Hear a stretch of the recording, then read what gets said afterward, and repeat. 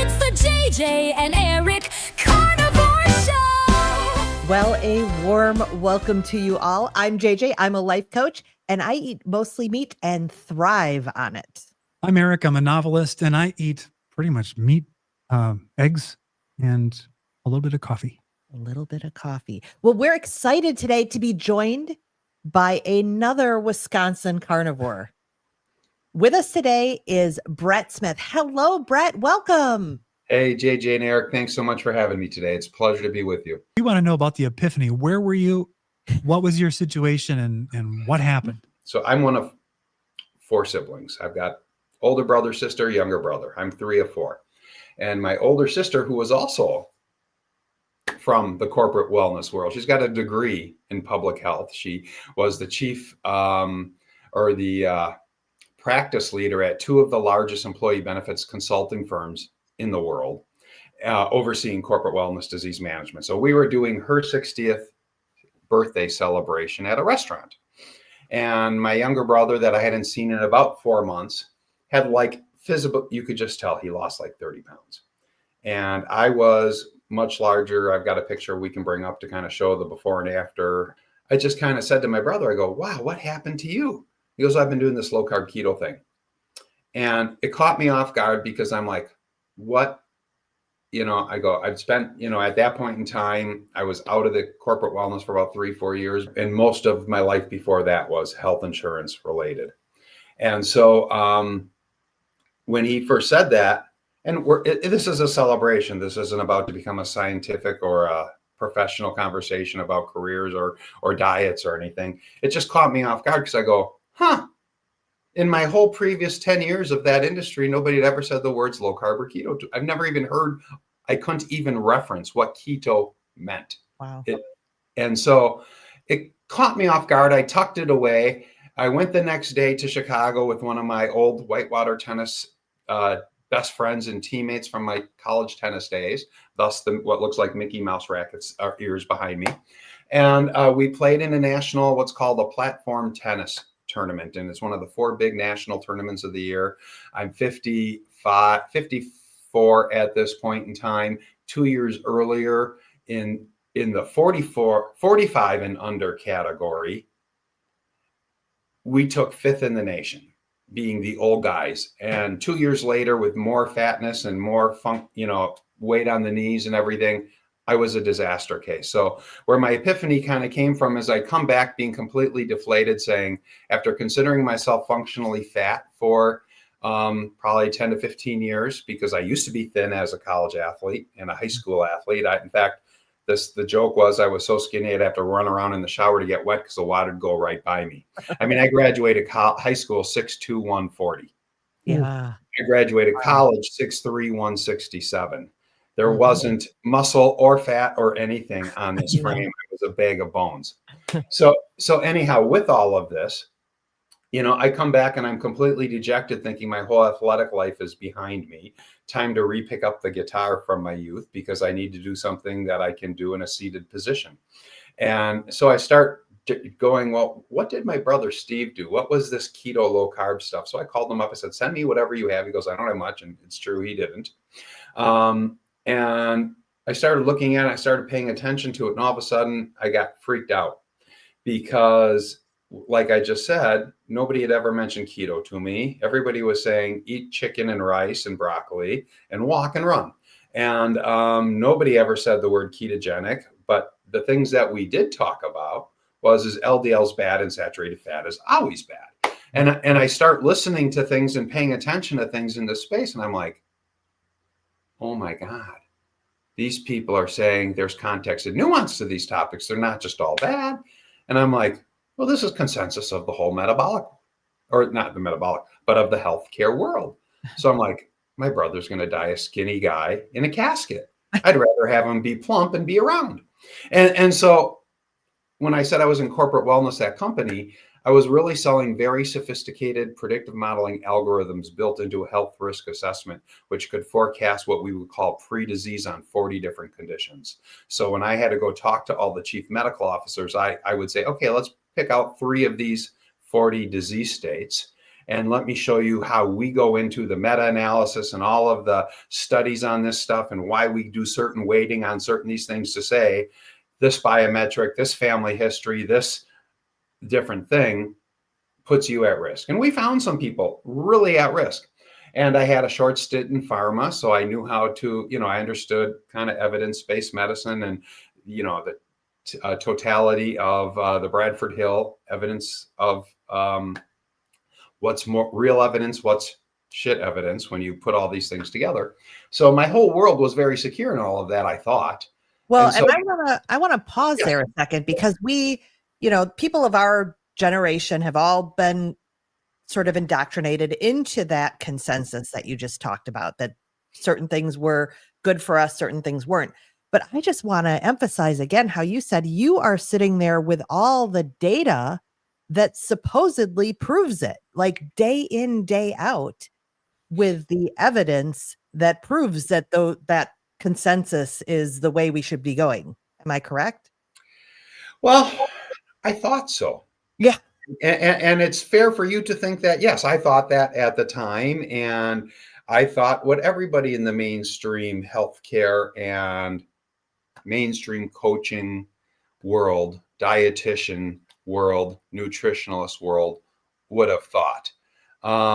And so I then just decided, well, I understand this world enough. Not a rocket scientist by any stretch of the imagination, closer now than I was then.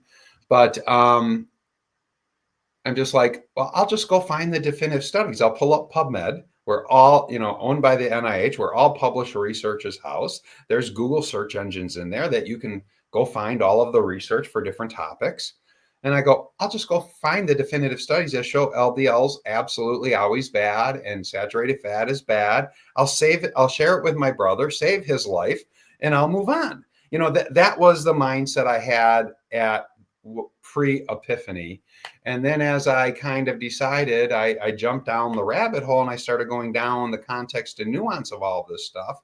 And I'm like, this isn't really clear-cut information here. In fact, what I find when you look at the Bradford Hill criteria of, up at the top of the scientific data is kind of meta-analysis, synthesis analysis of all of the different randomized control studies. And at the bottom is key opinion thought leadership, what leaders think, but all data trumps somebody's thought process.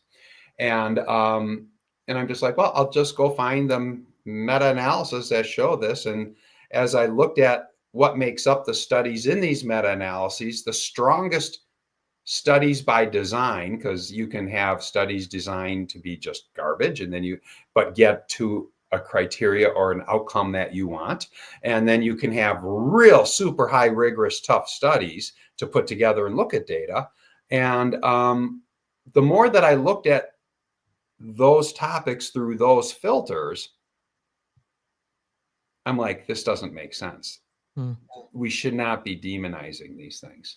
And so it kind of made me, I've always been kind of a Sherlock Holmes, James Bond, murder mystery kind of a guy. And I love, like Tom Clancy novels, John Grisham novels. So I like to get into, put my hat on, get my little Sherlock Holmes pipe and what the hell's going on? Because it seems like the data that we predicated the health insurance, the life insurance, the corporate wellness, the disease management on, all has major fatal flaws in it. And so I came across this wonderful lady, Dr. Sarah Hallberg, during that. I put 60 hours in October, November 2018 into a deep dive trying to figure this out.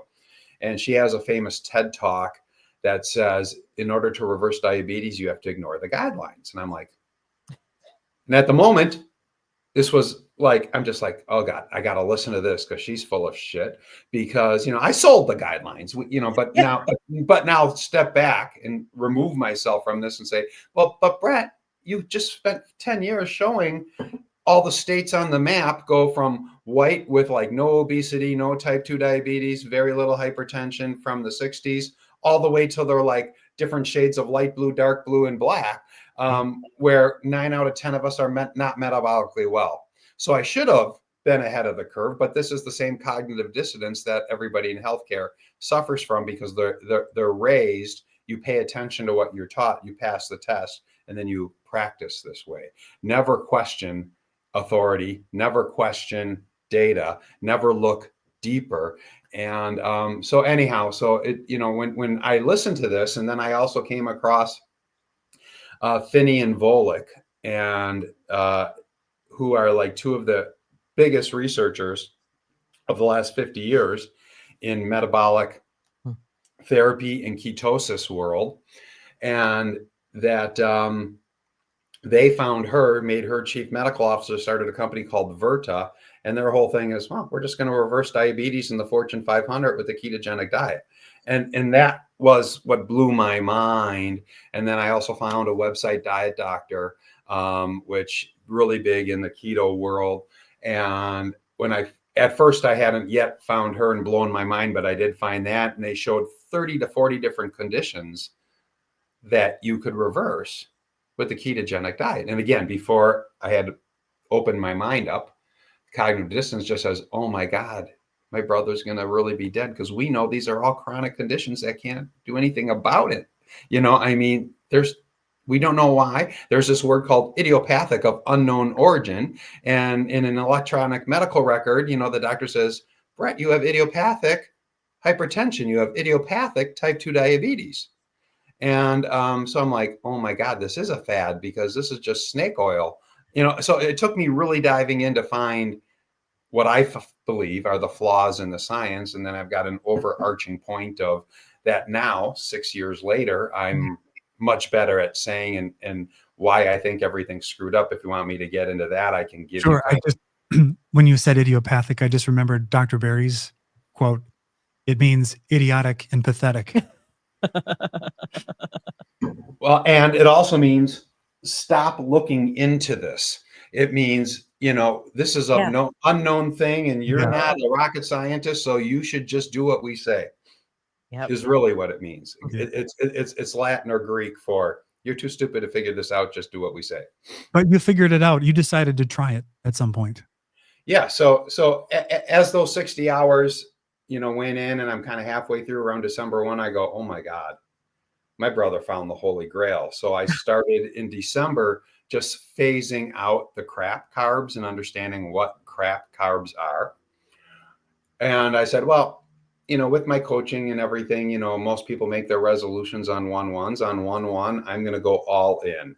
And so I've got an embarrassing, stupid story about New Year's Eve at Maggiano's Italian restaurant on how I went way over the top with 2 entrees that night. We took one home and wound up eating it, going, well, I can't eat once I start this tomorrow, so I'll just finish it tonight. Yep.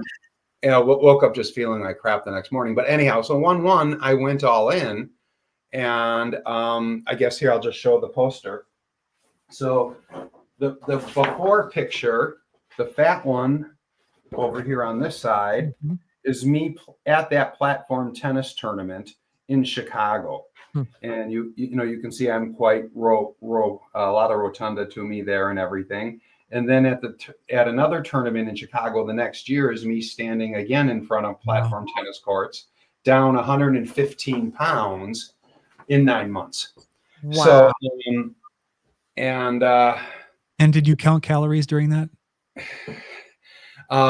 Indirectly, because in the first 6 weeks or first 3 or 4 weeks, only because in my previous kind of what we would call the calorie in, calorie out life, there was a particular app that I could also track, call it the macros of my fat, proteins, and carbs. And all I cared about at this point was what the carbs were. So I'd enter all the food for like 3-4 weeks that I ate into this one particular app. And it would also then show me what the caloric reality was of it. I didn't really pay a lot of attention outside of, I was aware, but it wasn't why I was doing what I was doing. I could care less. But within about 2 weeks, and again, you could say I softly glided into this in December by cutting most of the garbage out by that time, but I wasn't counting carbs until 1-1.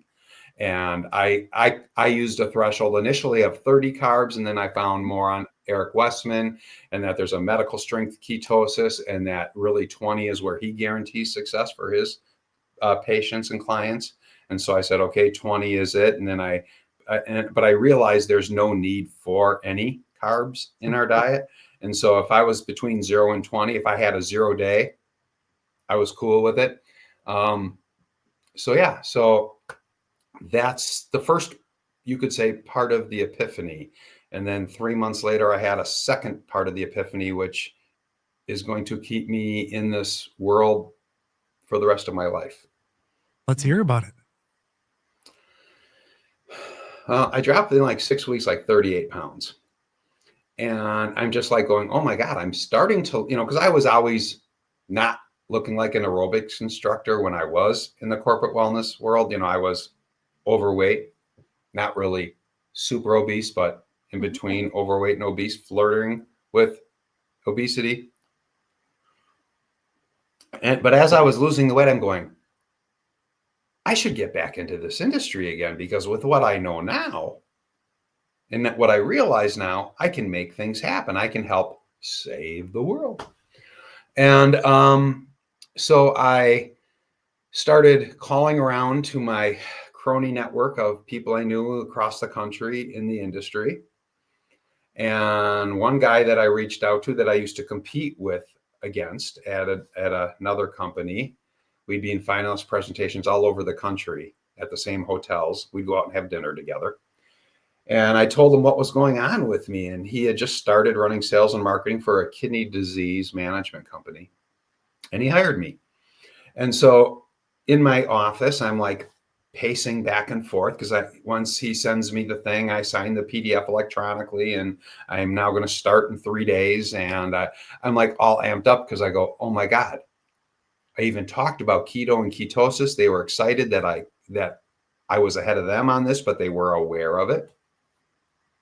And I'm just like, I get to go save the world. And I was about to say, or I was saying to myself, just internally, not out loud, but I was saying to myself, oh my God, in another 5, 6, 7 months, I'm going to be thin again. I'm not on a blood pressure medication, which I used to sell in my pharma days, along with heart medications and Ambien, the sleeping pill. And I'm not on metformin for diabetes. I was about to say, I'm going to be thin and bulletproof. And all of a sudden, kind of Dr. Sarah, the venture capitalist billionaire who sold a Zillow-like company to Zillow, became a retired billionaire, went and won the 50 and over Ironman competition, comes home from that and finds out he's got a 6.4 A1C. He's 1/10 of a point. He's the next point. He's a type 2 diabetic. He's so pre-diabetic. Most people in the know would say, yeah, you're full-on type 2 diabetic. And he goes, how can this be? I'm the fittest 50-year-old in the world. And then I remembered also back to my college days, my roommate was on the cross country and track team. We went to high school together. And #1 selling book in my days, because I'm about to turn 62, graduate high school in 81, was Jim Fixx's The Complete Book of Running. And you tracked your carb to make sure you're carb loading and glycogen storing and all of these things. But I remember like 6, 7 years out of college, he died of a heart attack on a 5K run looking like a Greek god. So those two different stories, this billionaire that helped create Zillow or Virta Health, and Jim Fixx, came to my mind as I'm about to say bulletproof in my own head. And I'm like, oh, I'm being a moron. Excuse my language. But I'm tough on myself. And I'm just like, if this 50-year-old who won the biggest Ironman triathlon in the world in Honolulu is full type 2 diabetic, and Jim Fixx dies while looking like a Greek god and running every day, being thin and not on medications means nothing. 10 years earlier, I had had a CT heart scan, which shows your calcified plaque in your arteries.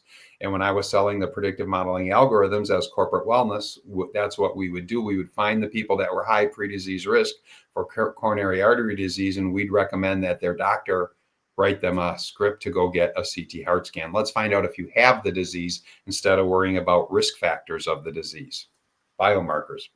And so when I was 45 and doing that, they said, Brett, you should go do this yourself just so you understand the process. And I went and did it. And even though being 30 some pounds overweight, I blew zeros, or I had, no calcified detection in my arteries. And so I said to myself at this moment, I go, well, because it's now 10 years later, I'm like, well, if I can go get another CT heart scan and all my biometrics are great and everything, then I can start to celebrate.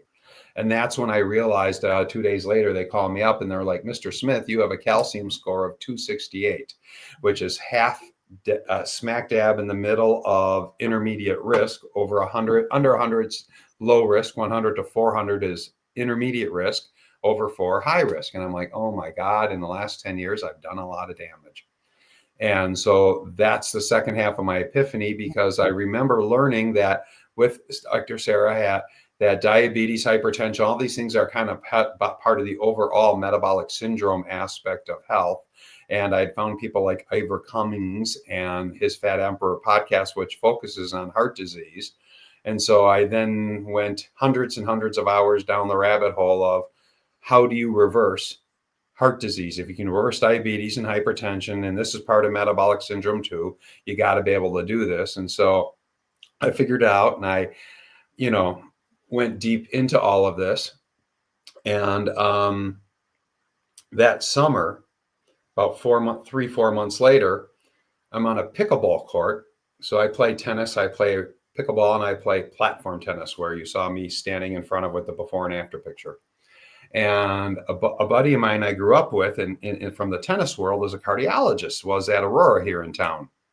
And we're on the pickleball court, and his brother says to me, Brett, did you hear about Ryan, the cardiologist, heart attack? And I'm like, Ryan's always looked thin, fit, and trim.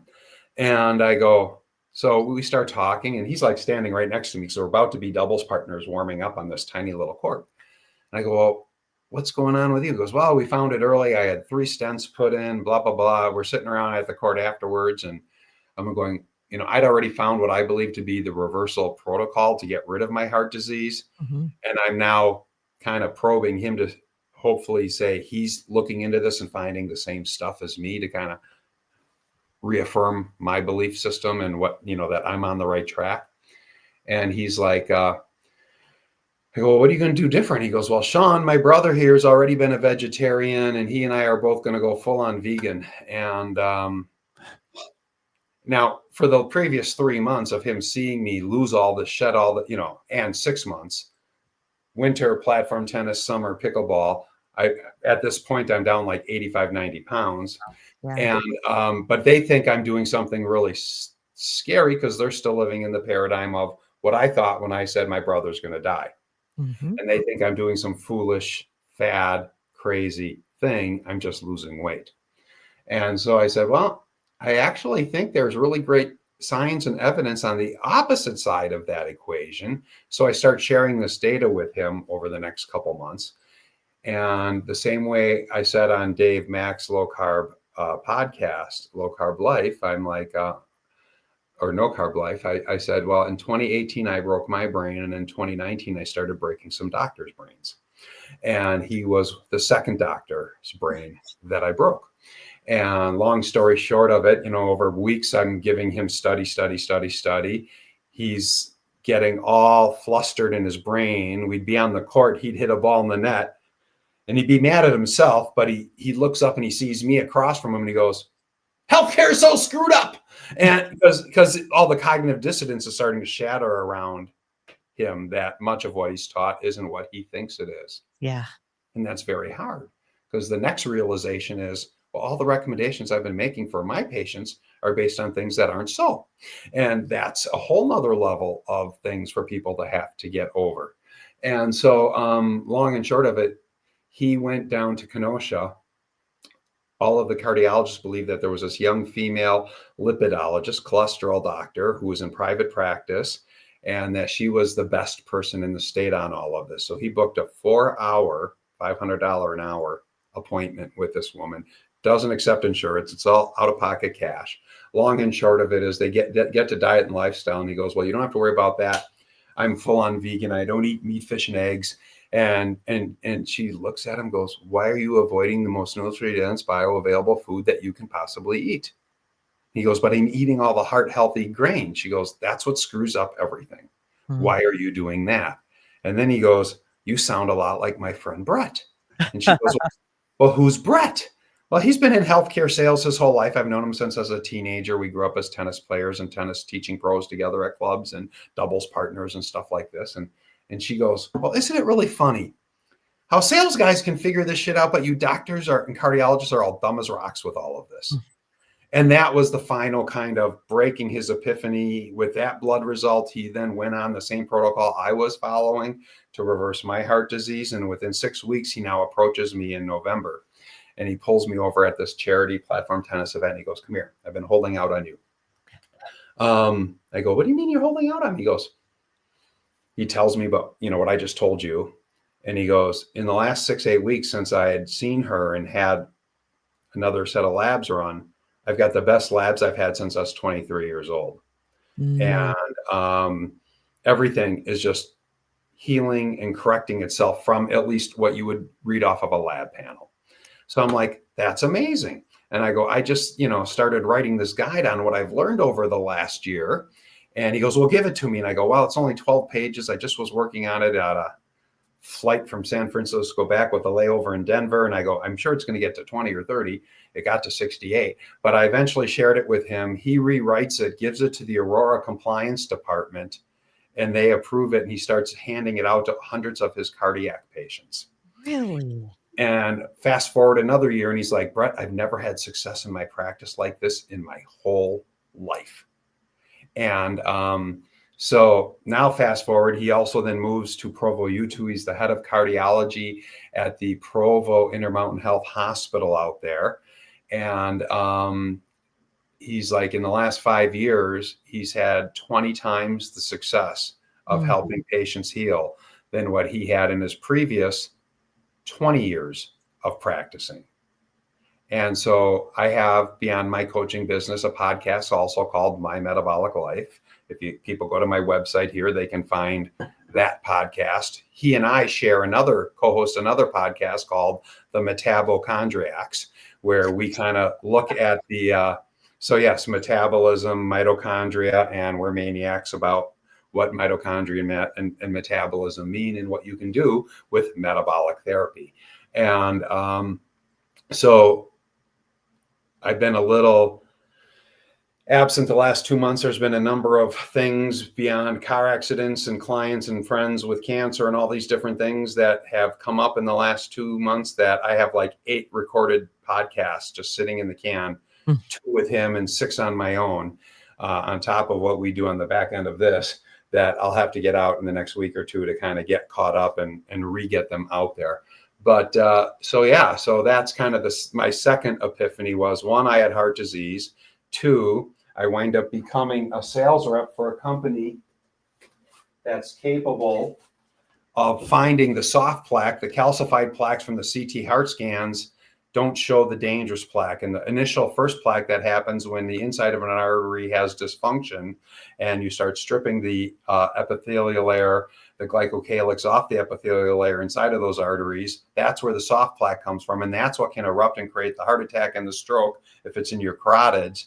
And so right around the same time that Ryan's in with the lipidologist in Kenosha, my boss and I are out in California calling, because we had the best relationships with the brokers and consultants out in Southern California. And he had a conference the month before had found this company, the PULS cardiac test. And it's a blood test. And so he goes, Brett, I'm going to go, hear my results about this thing. My wife's still in the wellness world. I'm bird dogging this for her. And he goes, if you want to come listen to it, you can, or you can take the car and pick me up when we're done. And I go, of course I'm going to come listen to this. And he goes, I knew you couldn't stay away. It's a heart topic. And he went and got a heart scan because it was when he hired me that I got my heart scan, finding out I had the plaque. I told him about it. He's 6 years younger. He had plaque too. So that's why he also wanted to get this test so I'm listening to all of this. And for 45 minutes hearing my boss get his results run. And the doctor's like, well, Brett, you've been sitting there really quiet for the last 45 minutes, which people who know me think this is impossible because I never am quiet for anything. And he goes, do you have any questions? I go, well, let me just make sure I got this. You have a venipuncture blood draw. You say it's going to be a clustech, a finger prick in the near future. And it shows and quantifies the soft plaque that we can't see in the CT heart scans. We can only see the calcified. And that's the dangerous stuff. But you also say you can show whether the disease is progressing or healing. He goes, wow, that's a great elevator speech way to condense it to 30 seconds. He goes, that's absolutely right. And he goes, do you have any more questions? I go, yeah, do you have a phlebotomist here? I want to get one of these. Yeah. And he goes, oh yeah, absolutely. And so they draw my blood. 2 weeks later, we do a Zoom call with my boss, him. Now my boss is hearing him read my results back to me. And he goes, well, Brett, you already knew from your heart scan that you had the calcified plaque. So you knew you had this condition. And they also give you a heart age representative of, okay, at the time I was 56 years old. And they go, you're supposed to have 2.3% risk through our test at that age if you're perfectly healthy without real plaque going on. Then they tell you at what age of what we consider a healthy heart has the amount you have. And at 56, I had the heart of a healthy 83-year-old amount of plaque. And so I'm like, oh God, he goes, but here's the thing. I really wish we would have done one of these on you 9 months earlier before you started this whole thing to get a baseline on you, because we know you're healing.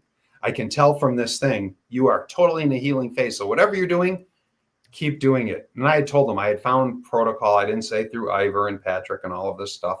I go, I'm planning on reversing all of this and, through time, or at least wiping out the dangerous stuff. And he looked at me like I was crazy. Then a year later, we do a follow-up. And at this time, I now have Dr. Ryan Cooley, cardiologist, getting his first one of these when I'm getting a year-over-year results. And Dr. Harrington's like, oh my God, Brett, you've reversed 85% of the soft plaque in your arteries. Mm. And then we went through Dr. Cooley's results and everything. And the next day we're again on the pickleball court. And I go, what'd you think of this thing? He goes, they're measuring things that none of us have ever been taught about in cardiology. This is so mystical, but he goes, it's solid and it's passed the NIH and went through all the trials. It's real stuff.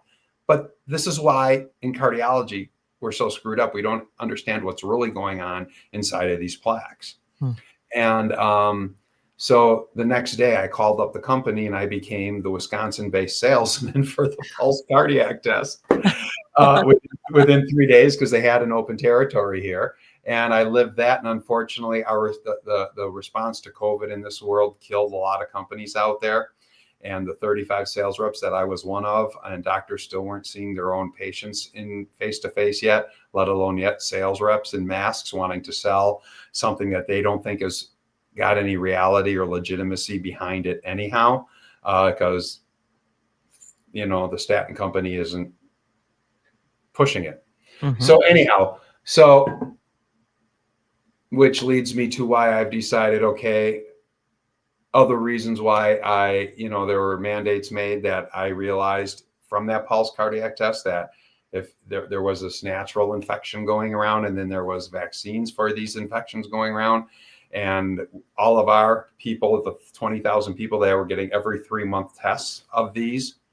And it was written up in the New England Journal of Medicine. You get a little worse. You can have worse reaction and more disease or disease progression through this than breathing in the natural occurrence. Mm. And so I stayed away from all of that, knowing and understanding all of that. But at that time, you couldn't work in healthcare. You couldn't do anything else, in my whole world, even the whole employee benefits stuff, because they all had government contracts and were really afraid of all of this. So for 2 years, I just kind of spent on the sideline doing what I would call Brett's PhD on metabolic therapy and learning everything I could and putting thousands and 12 to 15 hours a day of just learning more than what I had in the previous 2.5 years of all of this. So that's my other epiphany and really kind of the elements of the story that led me to now doing this as a coach and wanting to create a metabolic health therapy with some of these doctors that I've broken their brains over time. on that poster that you showed us, you had a bunch of other non-weight related health issues that were on there. Yes. So, first, if we see my T-shirt here, so there's an organization called the Metabolic Revolution, and we had our first rally in Washington, D.C. on October 13th, right in front of the Washington Monument. And there was a big metabolic health, mental health conference going on there. So like Dr. Georgia Eady, Dr. Chris Palmer, Westman, Eric, who was with us in Chicago. I'm spacing on that, but one of the 3 MDs that were speaking there, it just flew out of my head. But anyhow, I became, through networking in the metabolic health world, I got recruited into being part of the launch of the Metabolic Revolution movement. And this was our first ever thing in Washington, D.C. that weekend, because all of these people were going to be there. And so all of them, Dr. Tro, they all got up and did their 5-10 minute speech. And then of the 20 of us that kind of got this thing rolling, 18, everybody who does this, it's because they had a profound change in their life or somebody close to them. A lot of these doctors, they wind up fixing a family member through all of this. Anyhow, so we had what was called the Parade of Proof, where all 20 of us would get up to the microphone, and I got up and I said, "Hi, my name's Brett Smith. With metabolic therapy, I've reversed my heart disease, my metabolic syndrome. Guys, my arthritis was so bad, that's why I couldn't move on that platform tennis court, and I got just destroyed outside of being really fat. Tinnitus, the ringing in your ears, benign prosthetic hyperplasia. I sold a drug for that in my pharma days, and more. Plus, I lost 115 pounds in 9 months. So now that's not the totality of everything. There's more. But yes, I've had some major metabolic health transformations. If people go to my website, they can read the testimonials of what some of my clients have had happen. There's a woman where you said you found me on No Carb Life with Dave.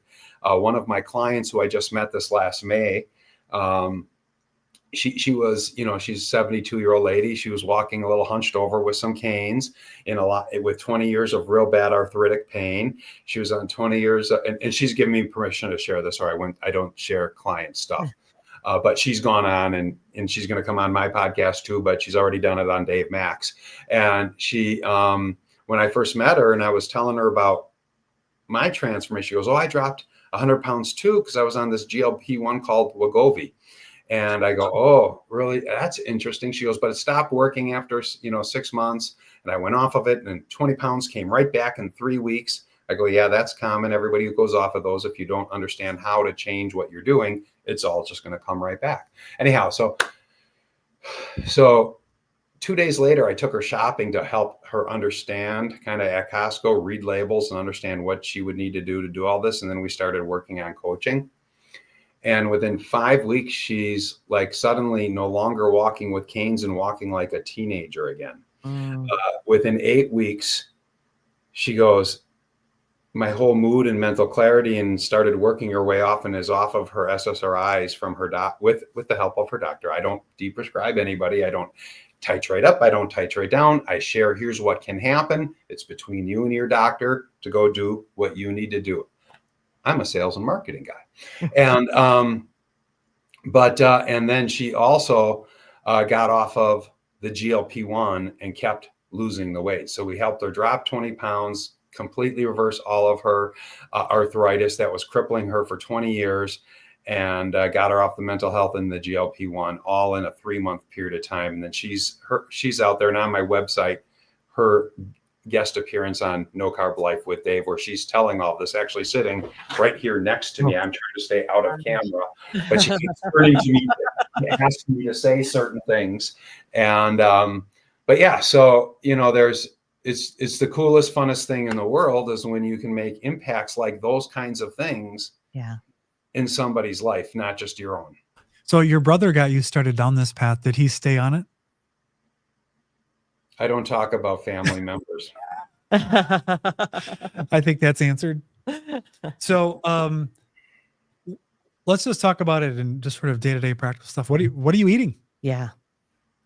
Well, when I first got that job back in the disease management world, where I said, my which caused me to go get my CT heart scan, a guy at that company, the head of IT, we're talking, and some people like pointing at him across the room. He goes, "He's a carnivore," and I'm like, I'm just, low carb keto. I hadn't fully gotten my brain around, even though before all of this, I was a Jordan Peterson follower, not from the diet aspect or the Michaela Peterson aspect of it, but just him being part of what, the intellectual dark web, I think it was called, in kind of 2015, 16, when they all kind of splashed in our consciousness together. But but I kept then hearing about Dr. Sean Baker, and then he had a podcast with Zach Bitter, who's originally also, I don't know if you're aware of this, he's from Wisconsin. He graduated from UW Stevens Point, and he holds the ultra marathon records on track, treadmill, and trail.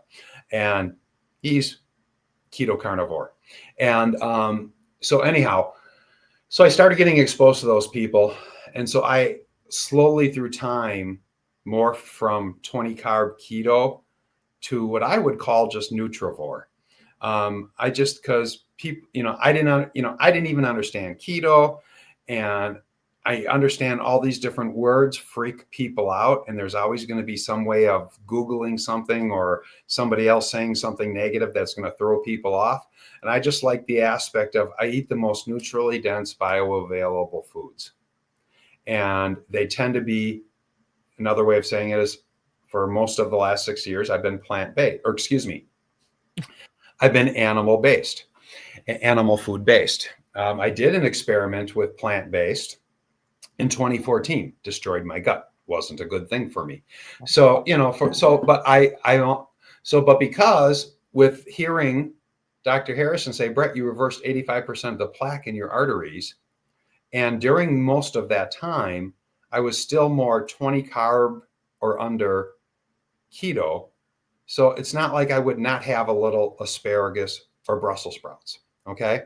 I'd have a small handful of berries with a meal a day for most of this. But as I've gone deeper and deeper and thousands of hours more, and really getting my brain around metabolic therapy and realizing that, 20 carb keto is really kind of the beginning of what I'll call medical strength nutritional ketosis. You start entering ketosis for most people at a consistent 50 and under amount of carbs a day. Then there's 50 to 125, which is what is kind of consensus generally around is what is low carb.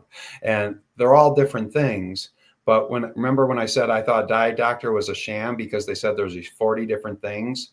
Well, they all get cured at medical strength to carnivore, and carnivore is just part of the metabolic strength aspect. It's just probably the quickest elimination diet form of getting there. And when you also embrace and understand how important fat is in your diet, and that the people that are reversing their MS, and then you come across the metabolic mind with what's happening there with the Bazooki group, and that depression, anxiety, schizophrenia, all of these things are being reversed. That's more from the fat coming from, and the epilepsy, and you learn about the Charlie Foundation and all of these things, in Wisconsin ties to all of that, if you're familiar with the story,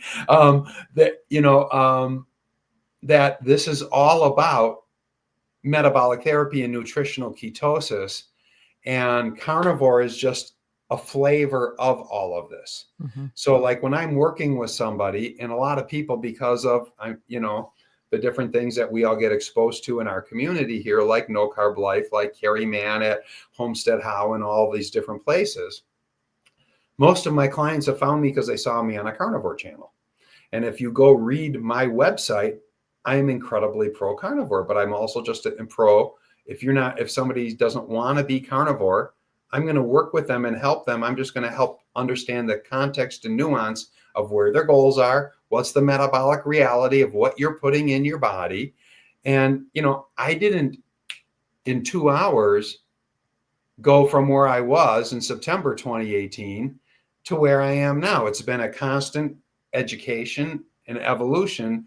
And so I'm sorry, that's a real long verbal vomit way of saying, Brett, what do you eat now? But so, yeah, now you would say I am almost 95% carnivore as part of my heart protocol, and realizing how important the various forms of MK4, MK7, and K2 are for getting the plaque and the calcium in your arteries to go to where it's supposed to be in your body instead of congregating there. Sauerkraut is the food with more K vitamins in it than anything else. So just before we got online here, I had a 1 pound chuck roast in my air fryer that cooks up like a beautiful steak. I can't believe it took me until just this last August to figure this out. But then I had a couple forkfuls of sauerkraut with it, and that's probably 2/3 of my meals is just that alone. I do a lot of fish fries in the air fryer where I'll take pork rinds and turn it into a breading and either egg wash it or whatever I'm going to do to then bread it and air fry it. And I make my own avocado and then tartar sauce. And I do a bunch of fish fries, mahi, perch, you name it. And I do a lot of, whether you want to call them soups and egg and bacon dishes and sausage and different things like this. But when I make a big thing of soup, will I still throw some onion in there? Will I throw some mushroom in there? Will I throw some other veggie in there? Yeah, but it's like 6 to 8 carb worth of a day of veggie in there. Yeah. So, but I realized after I went on Dave's podcast 3 times, July and August, and people were finding me right and left. And I realized, geez, like 90% of my coaching clientele is finding me through Carnivore Worlds. And I've never done a full on where I just said, I am pure carnivore for an extended period of time. So from August 1st until about middle of November, I even cut, this is a little bit of green tea, but I even cut coffee and green tea out of my diet. I had water, I had meat, fish, and egg. I allowed like some heavy cheese, like a Parmesan type of a thing in there, water and salt.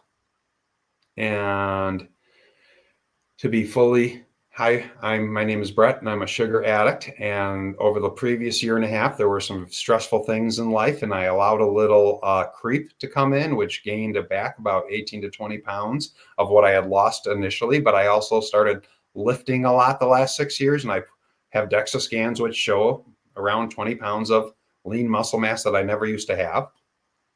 So I didn't want to go back to just being a skinny, bone thin guy.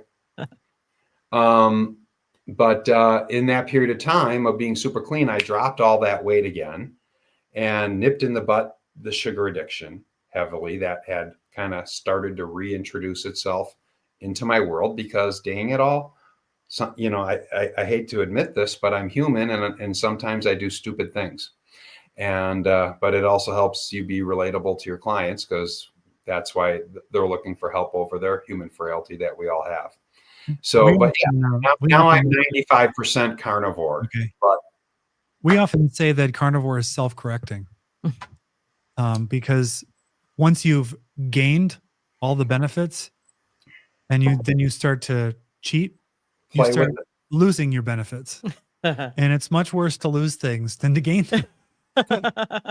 But you realize what you lose as you're losing them. Yeah. And so the motivation to say, you know what, may have a week of really strong sugar craving, but I just snapped my microphone.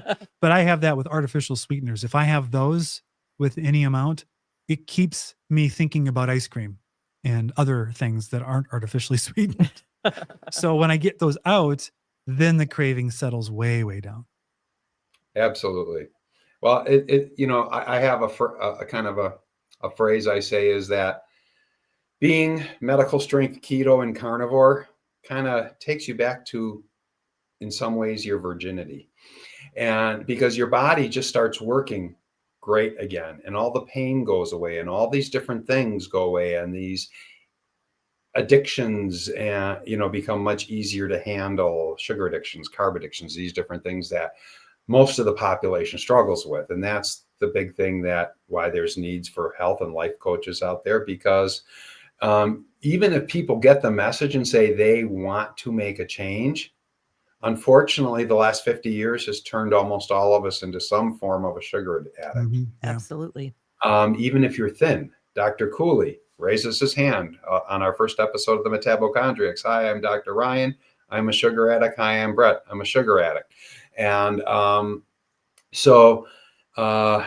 but that's why I use that word virgin. It's like you go back before all of that stuff again, but you start cheating on yourself. It all starts creeping in, but you can then self-correct yourself. And like you said, bring it back again, because the body inherently heals if you stop poisoning it. Yeah. I never would have thought. I mean, I only sort of liked steaks before carnivore. They were fine. I liked all of the carbs that went with the steaks. Mhm. I never would have thought that going a few days without red meat and then having it, I would notice that my body was extra satisfied from that red meat. And it, to get there, required going carnivore and resetting the whole metabolic expectation my body has for nutrition.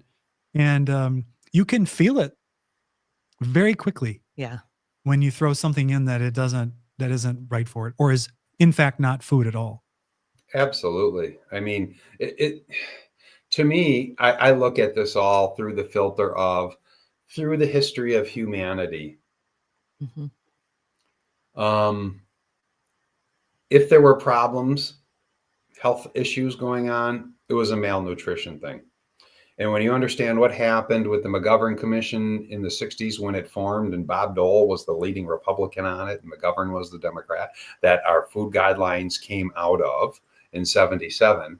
But they were studying malnutrition because still, when people, almost everything that we give shots for babies, all of those things, if you go read the book,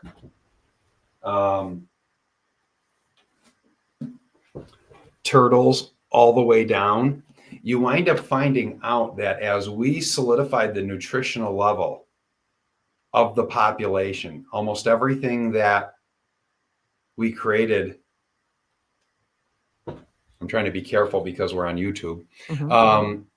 various things that we stick in ourselves for, that when you look at the graphs of all of these different problems, as we improved the general non-malnutrition, provided nutrition to the population, they were almost all gone and extinct 5 to 6 years before the medical procedure to be injected was discovered.